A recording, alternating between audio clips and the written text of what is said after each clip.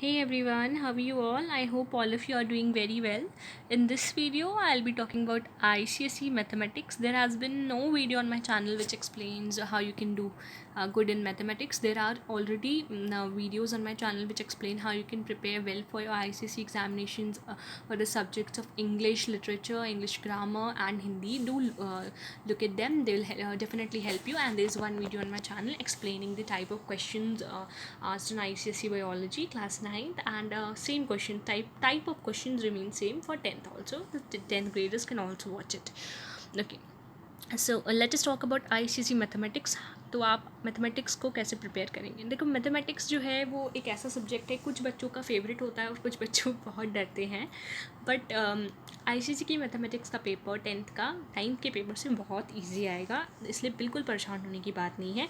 पहले हम छोटे चैप्टर्स जो हैं उनको टारगेट करना है. ठीक है, मैं दोनों के लिए अलग स्ट्रैटेजी होती है. एक बच्चा जो मैथमेटिक्स में स्ट्रॉन्ग रहा है 8th तक 9th तक, उसे कभी डर नहीं लगा मैथमेटिक्स में, और एक बच्चा जो मैथमेटिक्स में नहीं स्ट्रॉन्ग है और बाकी सब्जेक्ट में काफ़ी स्ट्रॉन्ग होगा.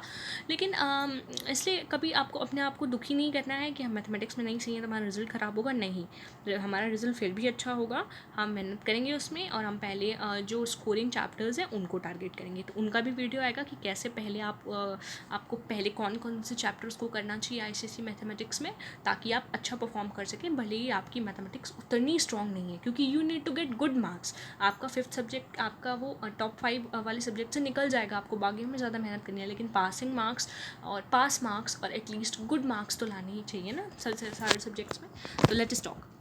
हम स्ट्रैटेजी की बात करें तो पहला तो 10 ईयर्स है. सबसे पहले मैथमेटिक्स में आप जो भी चैप्टर कंप्लीट होता है, ठीक है, एक चैप्टर कंप्लीट किया टीचर ने, चैप्टर का कुछ पोर्शन कवर किया, तो पहले उसके एक्सरसाइज जो भी आपकी टेक्स्ट बुक चल रही है, any text book, whether it be concise और ML अग्रवाल, और कोई भी किताब आपकी जो चल रही है वो आपके स्कूल की किताब आपको ब्लाइंडली फॉलो करनी होगी. बिकॉज आप 2 बुक्स लोगे तो इट विल डिस्टर्ब यू. तो एक ही लेनी है मैथमेटिक्स की बुक, कभी 2 बुक मत लेना, because it is not possible for a normal student to solve 2 books in 1 year. It is better to solve 1 book twice, thrice और 4 टाइम्स. ओके, सो मतलब 2 या 3 बारी एक ही बुक को सॉल्व करना ज़्यादा अच्छा है.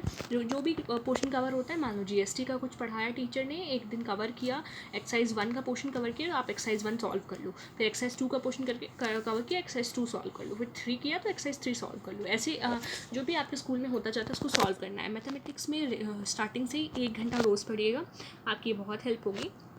फिर आपको क्या करना है, उस चैप्टर से आए हुए आपको 10 ईयर्स ले लेनी है. शुरुआत में ही 10 ईयर्स ले लीजिए. ये मत करिए कि अक्टूबर नवंबर में हम 10 ईयर खरीदेंगे. नहीं, 10 ईयर्स आप खरीद लीजिए, शुरुआत में ही खरीद लीजिए.